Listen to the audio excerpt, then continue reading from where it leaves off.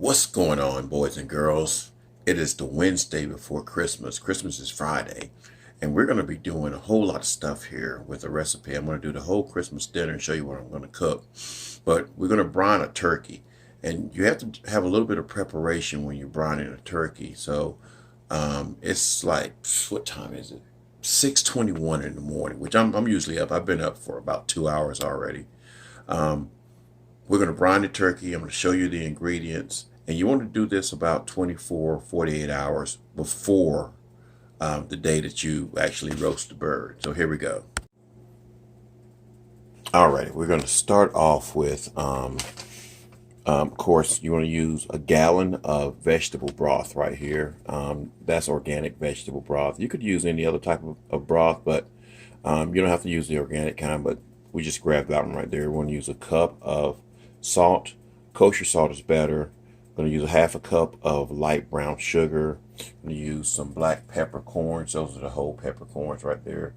Going to use some allspice berries, but if you can't find allspice berries, you can use the regular powdered allspice, and you're going to use a little bit of candied ginger. Again, you can leave the ginger off if you can't find it. Now, those are the base of the recipe right there. That's the base of the recipe.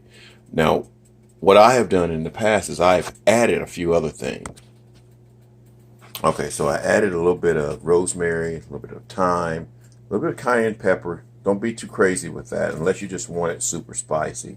Some garlic powder, some onion powder, a little bit of mustard seed. Don't be too crazy with that as well too. Now, you notice I didn't use my Tony Chachere's. I normally use Tony Chachere's because it spices it up. Well, you're going to be using a lot of salt this time, so you don't want to put any extra salt in there. So, and whatever spices you typically tend to like, if you wanted to put some of the sage in there, you could do that. But we're just going to stick with these right here, and we'll take a go of it.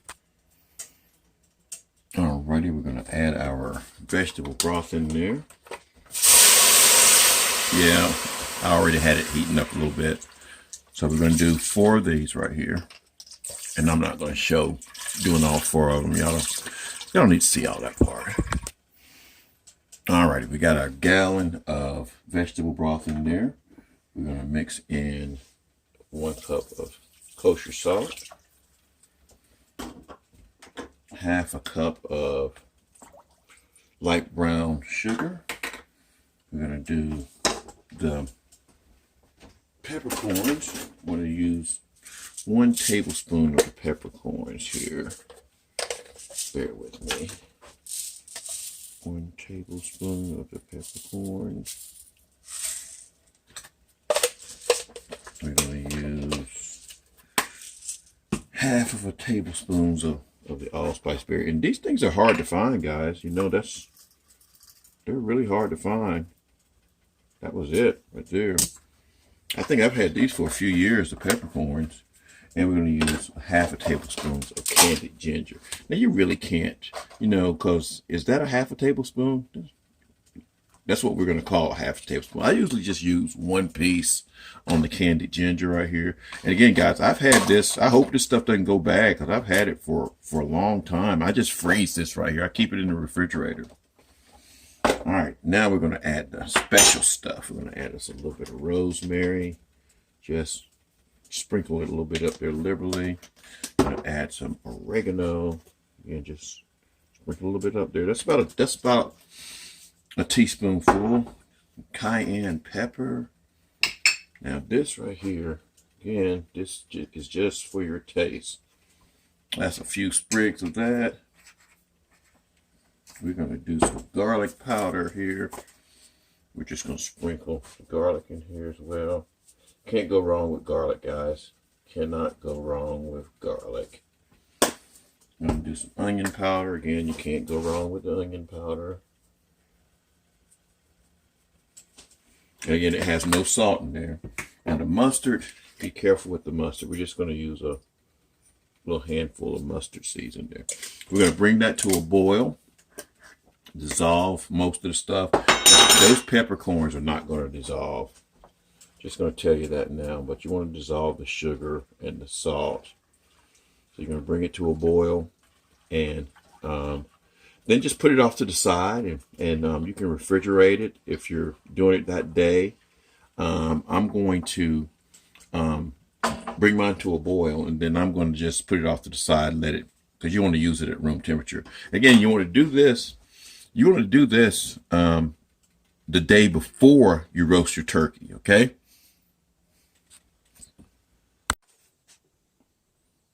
Alrighty, next part of this video, turkey is still partially frozen, guys. Now, if you got a thawed out turkey, what we're going to do, you're going to have to take a gallon of heavily iced water and pour it into, you got to get your little igloo bucket or a 5-gallon bucket like this right here. Don't get one, get a brand new one that's not been used before, nothing that had paint in it or something like that.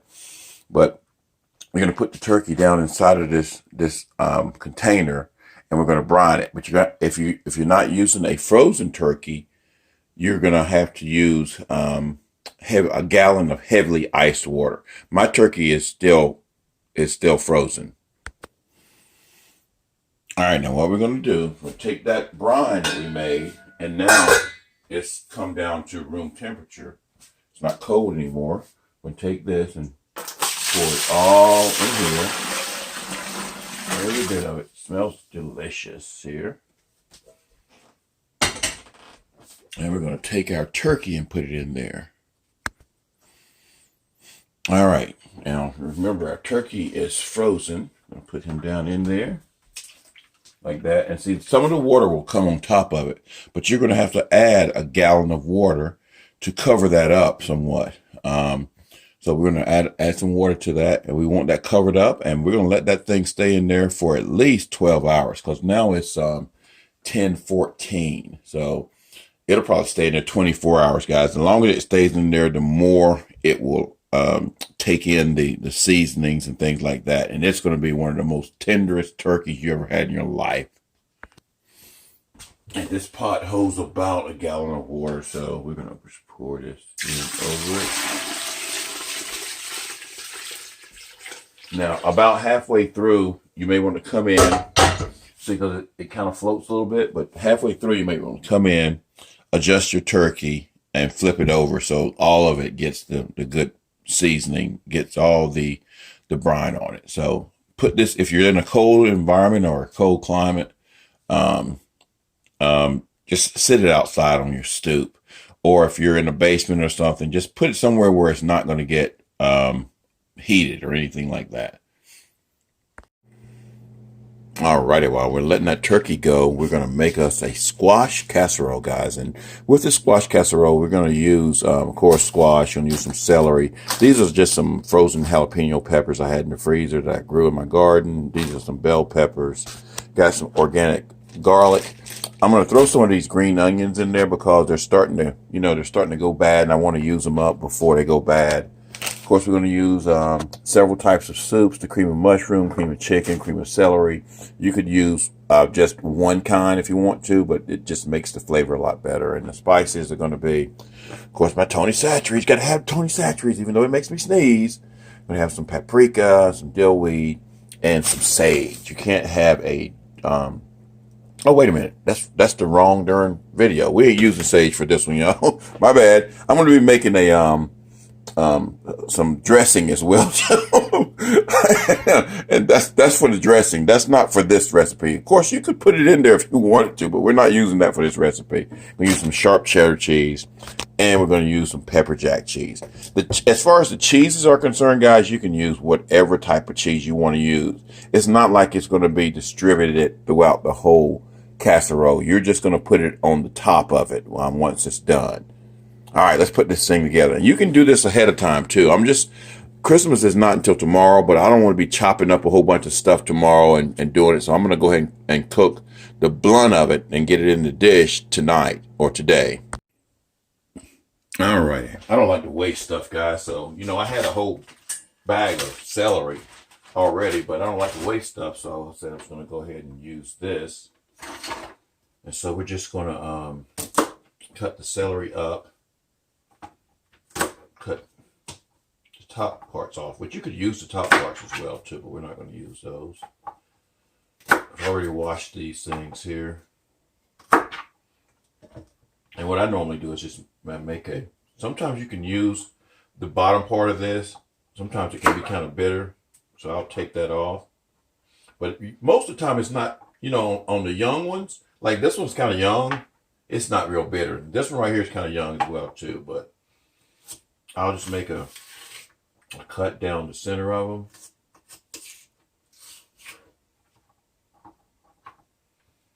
And it doesn't matter how you chop them up, you know. You know me, I'm all about rough chopping something, so I just kind of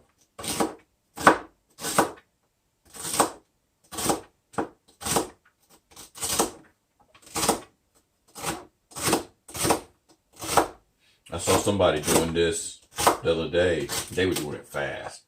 I'm like, heck, I cut my darn fingers off trying to do it that fast right there. Now, as far as amounts are concerned, guys, it just depends on personal taste. That right there is going to be enough celery for me.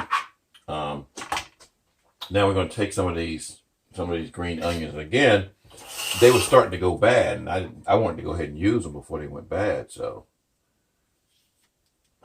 what we do is we cut off the ends of these. It's just got that little slimy layer around it where they're starting to go bad. So we take all that off. Let's kind of rinse it so it's not slimy. We don't like slimy, do we? And what we're going to do with that, we're just going to cut the tip off of that. And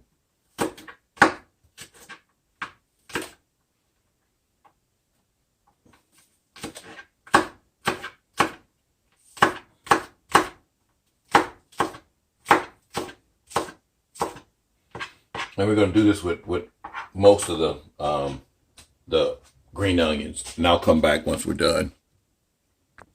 All right, now we've cut up our celery and our green onions. And we're going to use regular whole onion too, guys. But now we're going to chop the bell peppers and the garlic. I got the garlic out here. Just going to put them in this little chopper here. And this is a neat little device. I love this thing. Got it for Christmas one year. It's pretty cool. It is pretty cool. Yeah, have I got an electric one? Yeah, I got an electric one too, but this is just cool. I'm sorry. This is just cool right here. And we just take it. We don't want to finely chop it.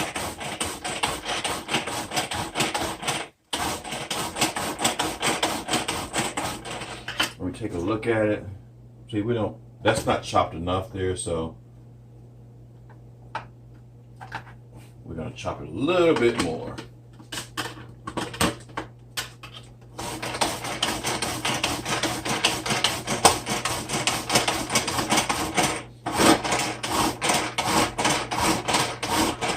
All right, let's take a look at it. There you go. That's kind of what you want right there, guys. Just a rough cut. You don't want anything spectacular. And we're just going to add this over to our bowl. Put this in there. I'm going to put this in there as well.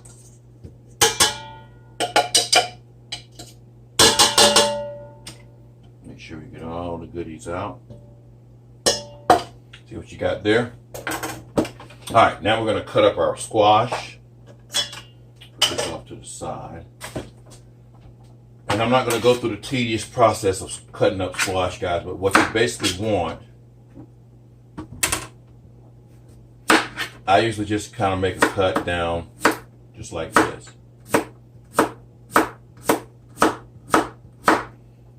You want about maybe 1/8 of an inch to 1/4 of an inch pretty much.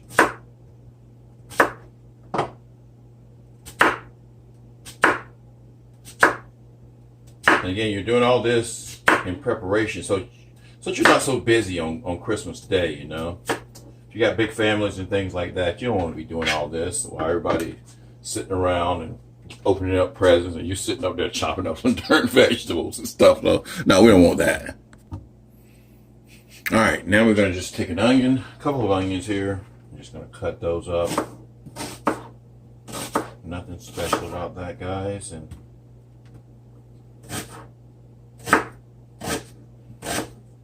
you could use 3 onions. Usually I like to have more of the squash and less of the onions. Either way, it's going to taste good, guys. So, you know, you cannot screw up this dish. You really cannot. I guess if you burnt it or something, maybe. But the way we're going to cook it, you cannot screw it up. All right, we're going to add all that into our cut up squash here. Then we're going to get a pan, and we're going to saute this. We're going to cook it a little bit first. We lost an onion here. We're going to cook it a little bit first so that it doesn't have to do all of its cooking in the oven.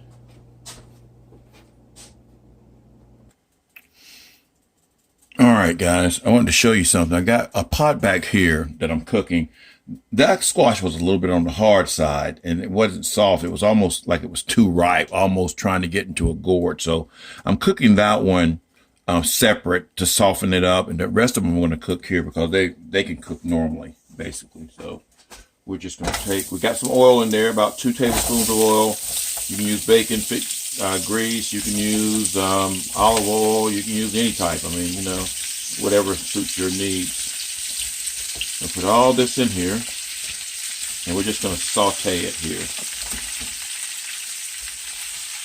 Oh, it may not fit, but you got to realize now all this stuff is going to shrink, guys. So it looks like it may not fit, but it's going to shrink. All right, we're going to let that kind of work its magic here for a little while first. Might have done better putting it in a wok.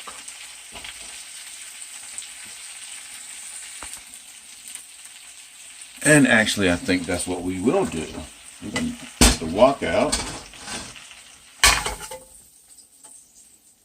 Put all the oil in there. You got to improvise sometimes, guys and gals. Got to improvise. Now we can get everything in there.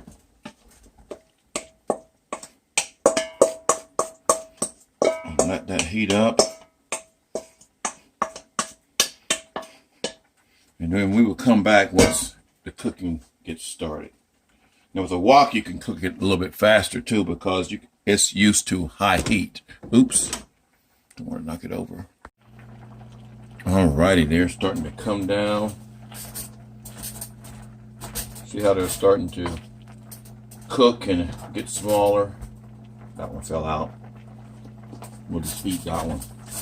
Squash is just, you know, you can eat squash raw. Oh, that one had a jalapeno with it too. Good Lord, that's hot. Again, we don't want to cook these all the way. We just want to cook them until they're a little bit tender and not lose them all here.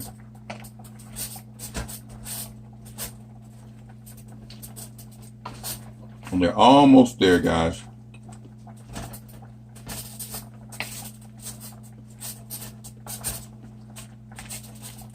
Almost. And these here,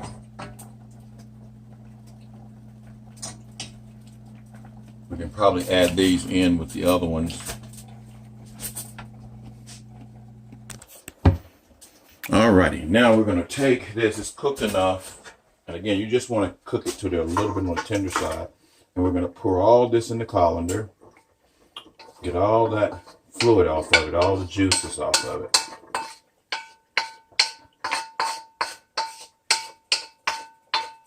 And the other one that I got cooking over there, the one that was kind of tough, it's it can probably go in here too because it's softened up. The only reason I cooked it separate, guys, is because that one was a little bit more ripe and it would have been a hard piece inside of the dish. That would have kind of distracted from the dish pretty much.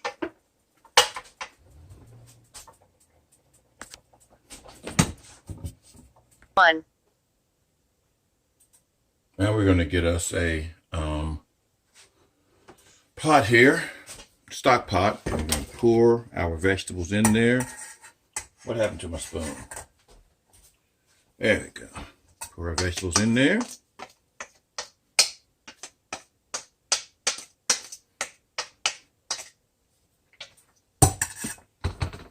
All right, because I'm sure you guys are wondering where we're going to put the spices in there.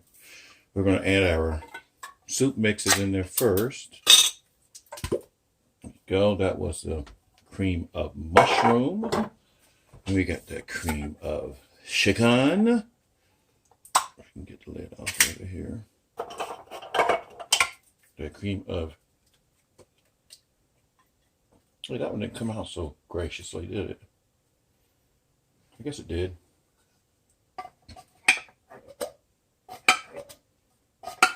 I'm gonna get all the juiciness in there, you know.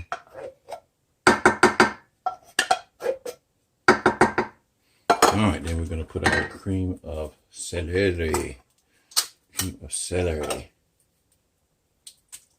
There you go.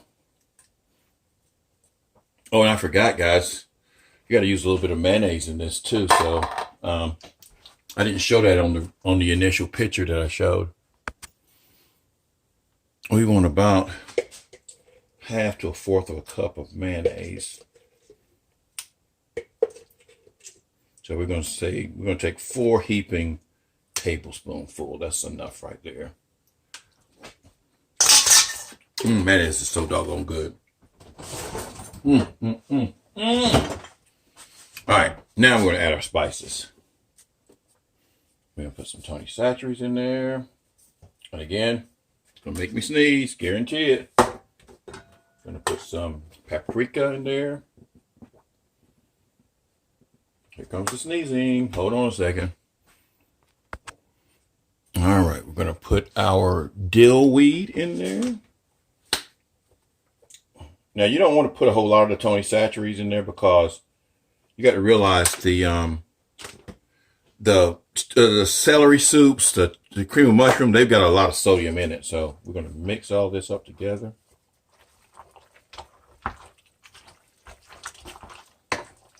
Oh, I don't need to drop that.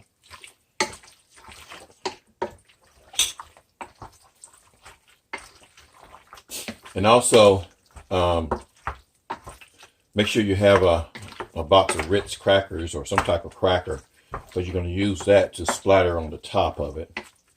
Give it a little bit of a crunch. I didn't show that at the very beginning. I'm so unorganized today, guys. All right, that looks great. That looks great.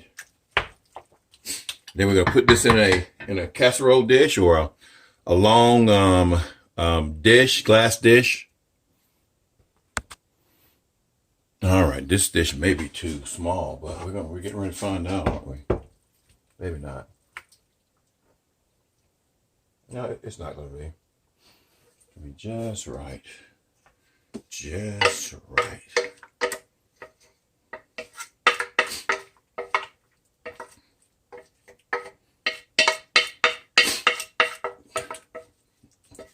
I'm going to tell you, I almost want to eat this today. Not wait till tomorrow. We're going to smooth it all out. Sometimes one of these things works a little bit better. All right, hold on a second. I'm not going to bore you guys too much. All right, so we're going to smooth it all out here. And see, now we're not going to put the crackers on this or the cheese until we actually get ready to bake this tomorrow. We just want to get this preparation part out of the way.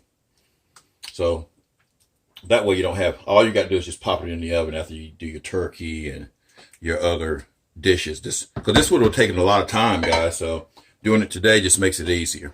So we're going to put that up and then we're going to come back to the next part of the video. All right, guys, remember when I made the cornbread dressing and we had so much of that stuff left over, and I said just freeze it because you'll probably be able to use it later on. Well, this is the stuff that I made. That was back on 12/3/2020, and what I'll try to do is post a link of that video in case you guys haven't seen it. But that's all the stuff that goes into the cornbread stuffing right there. And so we're going to add that to our pot here. And all we got to do, we made our cornbread the other day, and you want to make it You want to make it early so it can sit around and kind of get stale. You know, you don't want it real fresh. I guess you could use it fresh, but we made this the other day. We made this on Monday, so today is Thursday. So we're going to warm this up, and then we're going to bring these things together.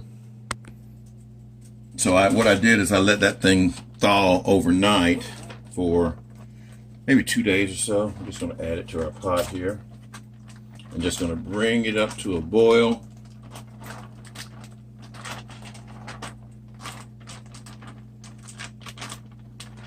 And this was good in the cornbread dressing, man.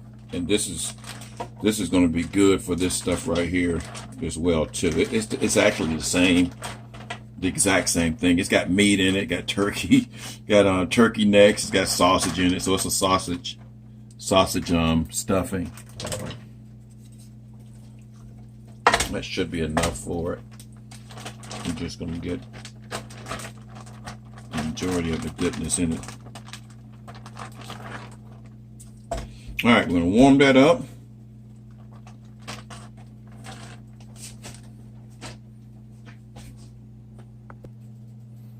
All right, now we're going to take our cornbread here. Already made. See?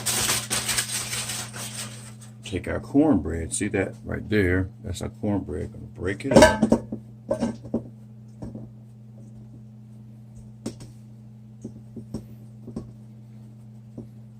Going to kind of break it up into pieces here. Crumble it up. I mean, you don't want it to be powder or anything like that for sure. You just want it to be pieces. Let's see, we can do this a little bit differently if we can.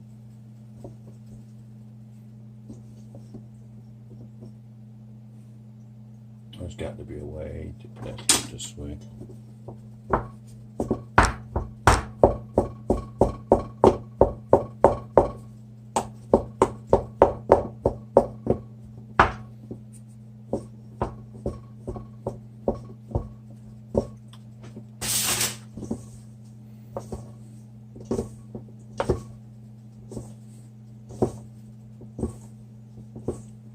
I guess sometimes using your hands is the best way to get it fixed, guys. So that's perfect right there. We're just going to make sure there's no big pieces floating around in there.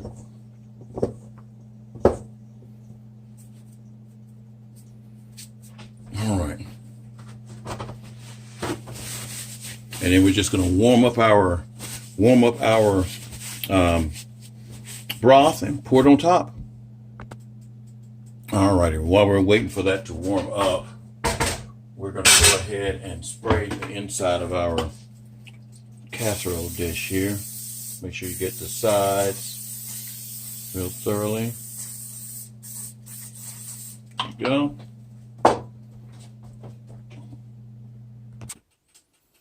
All righty, so now we don't have to warm this stuff up till it's hot.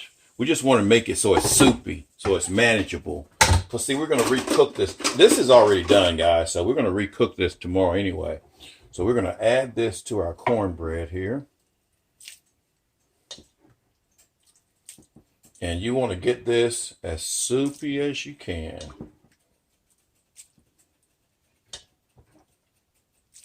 All right, we're going to kind of stir that around.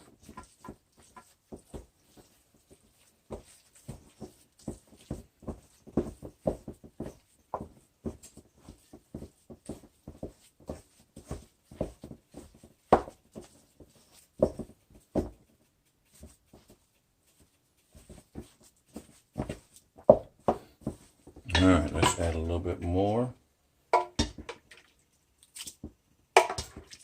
Oh, you see those celery in there?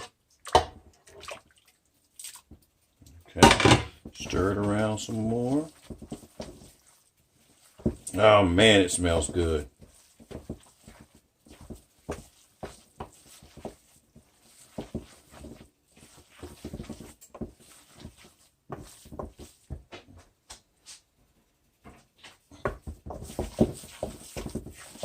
All right, We're not going to waste this stuff, guys. We're going to stir it around some more. We're just going to put it all in there because it's gonna be fine. I knew that would be enough for two, so.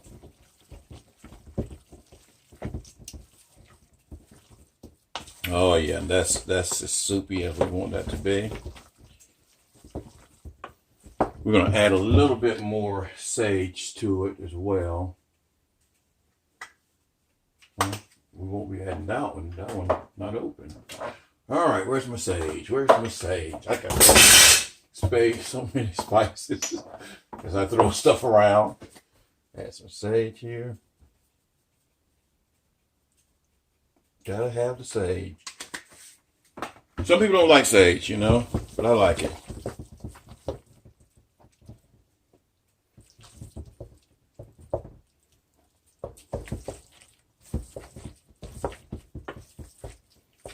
All right. You know, I saw something floating around in there. I believe that sausage had some chitlins in it. That was a chitlin that I ate. I'm almost positive of it. All right. Which doesn't bother me whatsoever.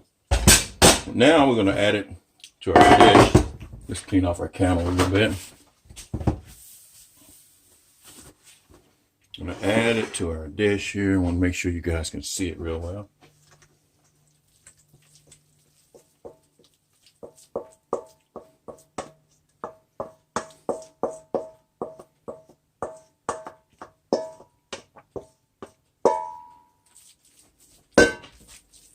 Okay, gonna spread that around.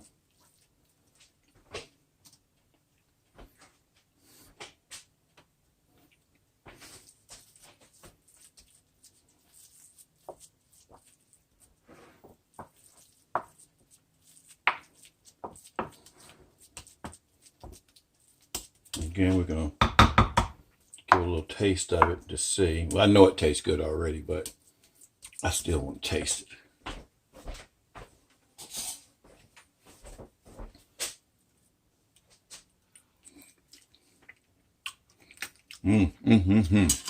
Very good. Very good. All right. And again, we're getting this ready for tomorrow. That way, all we got to do is warm it up tomorrow. So we're just going to put a lid over it. Put that in the refrigerator. And so half of our work is done, guys. All righty. It's been about 18, heck, it's probably been 24 hours. And I didn't have to flip the bird, guys, because what happened is I put the bird in there frozen, and then once it thawed out, it actually submerged itself in the solution. So we're going to take this out and we're going to start roasting it. All right, we're going to rinse it off here just a little bit.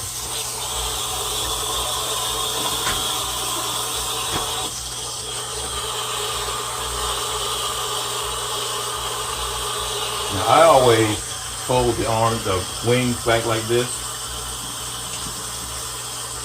And remember now, also, this bird hasn't had the giblets taken out of it. So you got to take those giblets out. But now they're all seasoned and everything too, so.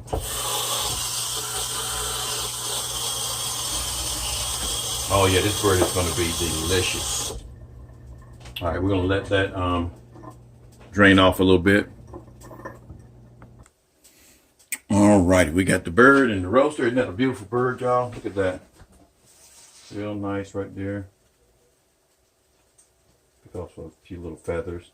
Now, you really don't have to season this real well because it's already been seasoned. It's already sat in the seasoning salt. But what I'll sometimes do, I'll throw a little bit of garlic powder on it. Just to kind of give it that flavor. We like garlic. And then we'll put a little bit of, what was that? Sage. That sage is really trying to get to this turkey, y'all. That sage is really trying to get to this doggone turkey. That was garlic. And we'll do some onion powder here.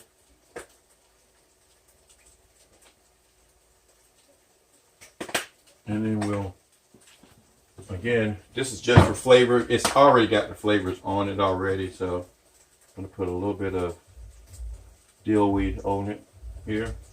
Now, if you want it to have a nice little glisten to it, I'll take some butter spray and just spray it all down. And then we're going to put this in the oven, 325 degrees, and it's probably going to have to cook for about 3 to 4 hours or so. I'm going to put a timer in it so that we'll be able to tell exactly when it's done.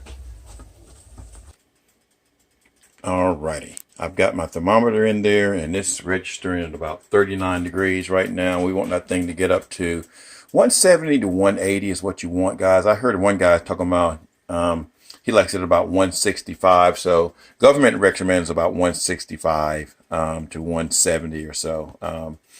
But you'll be able to tell with this bird, because it's brined, it's going to be a really juicy turkey. I'm going to let mine go with the standard temperatures. Alrighty, it's been about 3 hours and 7 minutes. Let's look at the bird, y'all. Oh, it looks good. Uh-oh. It looks great.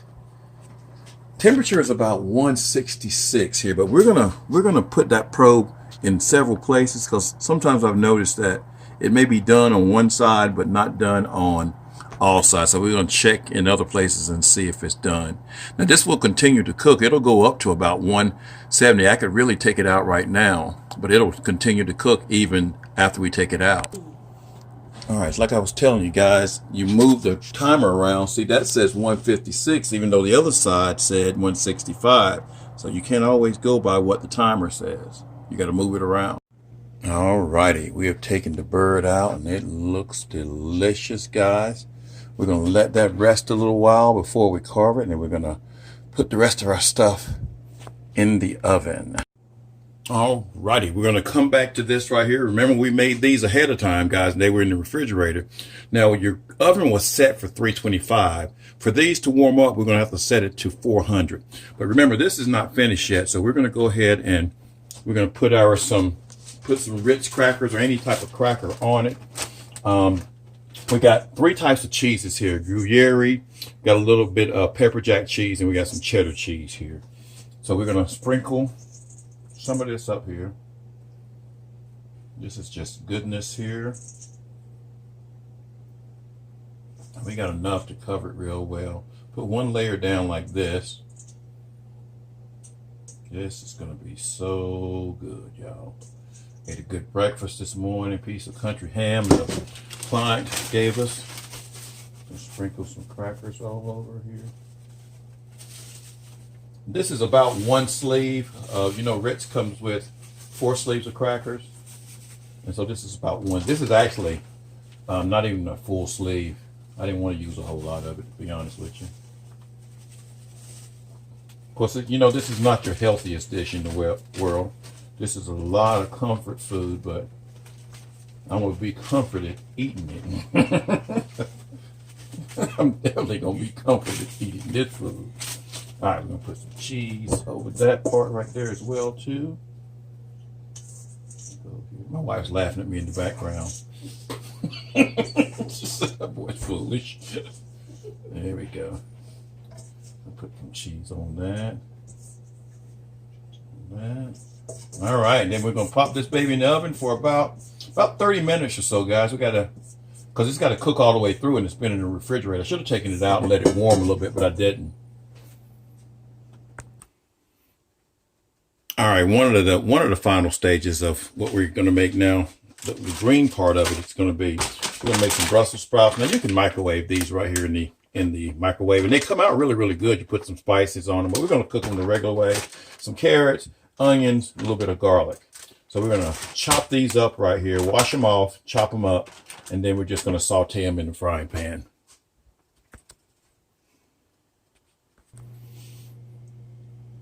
All right, one thing I wanted to show you guys, you know, when you're doing Brussels sprouts, I always cut off this little part right here because it takes it a little bit longer to cut, and then I just cut them in half. And I've already done most of these right here, but I just wanted to show that little part.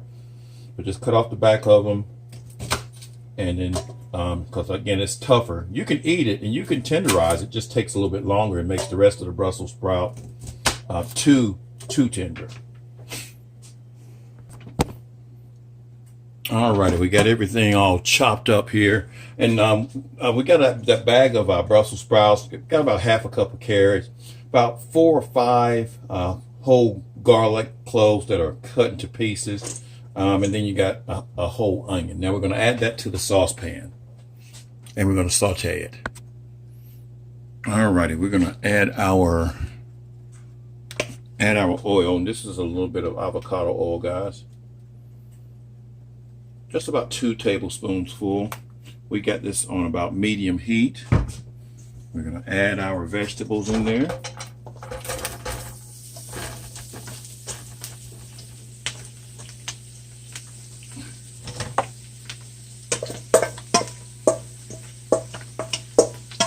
We still got to make some gravy.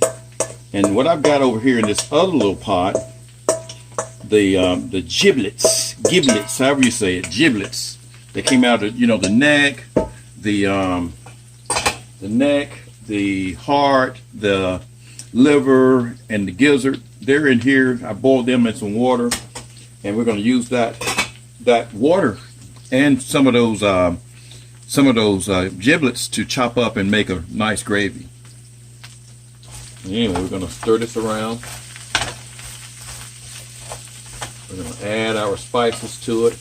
A lot of folks don't like Brussels sprouts, but Brussels sprouts are really, really good. It kind of puts you in the mind of small cabbages, guys, you know. I love them. You're going to do some seasoning on them. The sneeze stuff. Do a little bit of dill weed. Now toward the end, sometimes you can put just a tad bit of vinegar in there too, guys. For a little bit of paprika. Okay.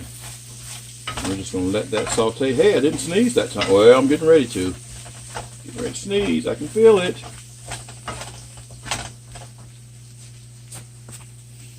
Alright, now I have found that it cooks a little bit better if you throw a lid on top of it and just wait about 5 minutes or so.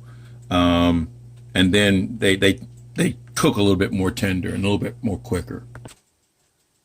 All right, so this is the heart, the liver, and the gizzard, and we're just going to take these and chop them up a little bit to go in the giblet gravy. And again, I didn't get the chance to do this at Thanksgiving, so Christmas time, we weren't going anywhere. Everybody's all afraid of the COVID. Lost my mom this year, so they didn't give me a chance to go home to be with the family. We would have gone home this year. Didn't get a chance to go home last year. So 2020 has been a kind of a different year. But you know what? It'll get better. Hopefully 2021 will be a much better year. 2020 was bad in some respects, but like for my business, it was actually pretty good. So I can't complain on that level. You know, what do? You give up something to be prosperous, or I don't know. We're not going to make this into a philosophical. We're talking about cooking.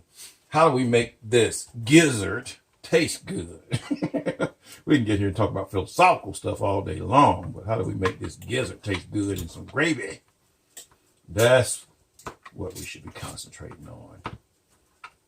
That's what we are going to concentrate on. I want to eat this gizzard now. It is so tender, guys. It's been cooking just as long as the turkey has. I just had it in a pot, put a little bit of seasoning in it, and it's been cooking just as long as the turkey, so it is delicious. Oh my God. I'm hungry too. I'm real hungry. All right, let's go back over to our Brussels sprouts. Oh yeah, they're looking good. They're getting nice and tender. And you'll see them kind of change color, guys. When they start getting that dark color, that's when they're about done. And these are real close to, because you got to realize that the carrots have got to get done too. So we're going to let that go another 5 minutes or so. Then we're going to get started on our gravy. And this time, I didn't forget the gravy. All righty. Let me move this pot out of the way here. Now gravy, if you've never made gravy before, you know gravy is just a mixture of oil and flour and seasonings.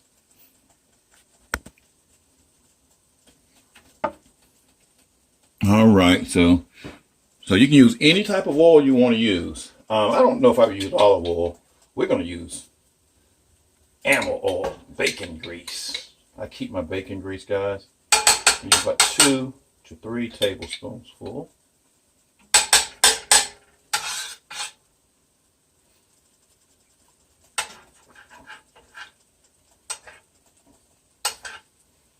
All right. And that's one thing that you can kind of make your own with this right here. And we're going to get us a spoon here. And we're going to start off with, because we got to brown the gravy first. So we're going to start off with a little bit of flour.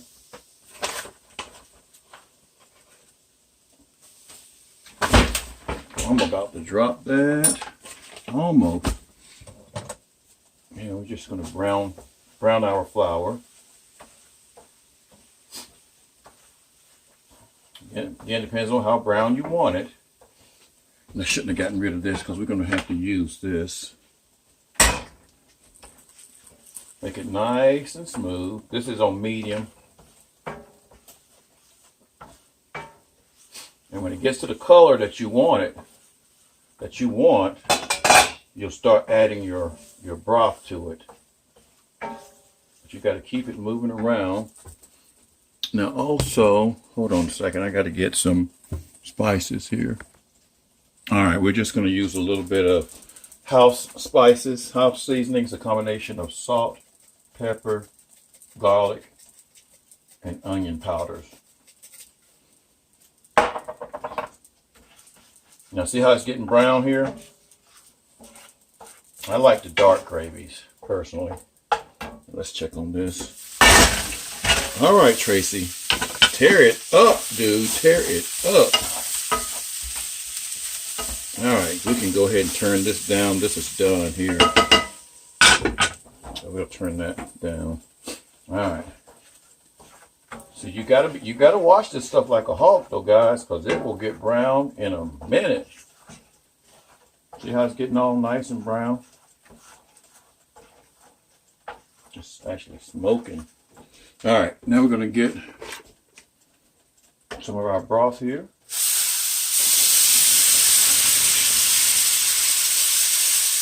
Get some more. And see, it thickens up. Get some more.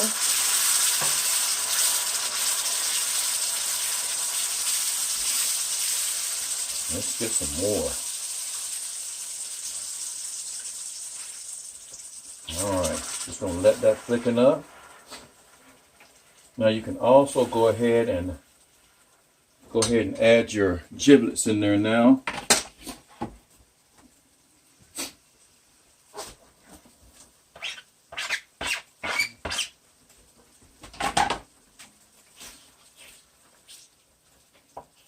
Oh yeah, see. And you want to get a lot of gravy, so we're going to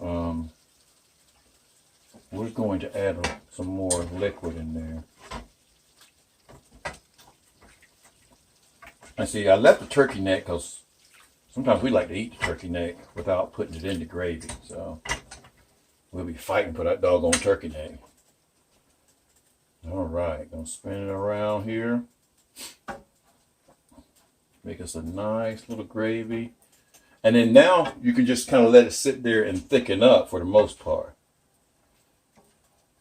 And what I'll do is to make sure it's salted enough, I'll taste a little bit of it here in a little bit. Because we want that gravy to be kicking. Want it to be good. And we'll be done, guys. We got about 2 or 3 minutes with the casseroles in the oven. I can smell them though. Definitely smell the dressing. So we're gonna let this thicken up here. It's getting nice and thick. Let's taste it. let's give it a little taste here to see if it's salty enough.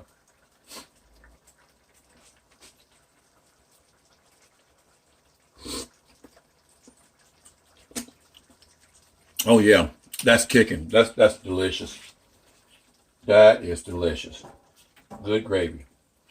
That mixture of onion and salt and garlic powder and pepper, it's a really good combination. If you've never made it before, you take 1 cup of salt, a quarter of a cup of the onion powder. Now, not onion salt.